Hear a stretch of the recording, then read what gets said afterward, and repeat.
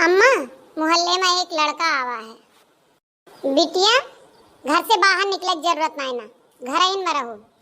लेकिन अम्मा, ओके सरकारी नौकरी है। बिटिया, जाओ देखो कोनो कमी तो नहीं है, पूछिए उसे। लेकिन अम्मा, चपरासी है।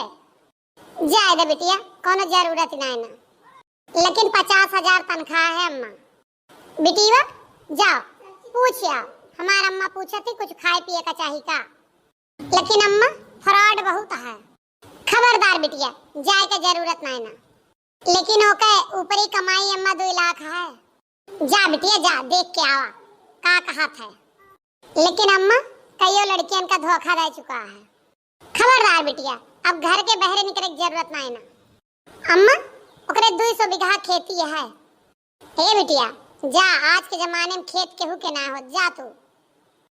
अम्मा, एक बार तू डिसाइड करके हमें बता दे, जाई कि ना जाई। सारा खेत अम्मा ओकरे बाप के नाम बा। जब खेती बाप के नाम है तो बिटिया तू यहीं रुका, हम जावे।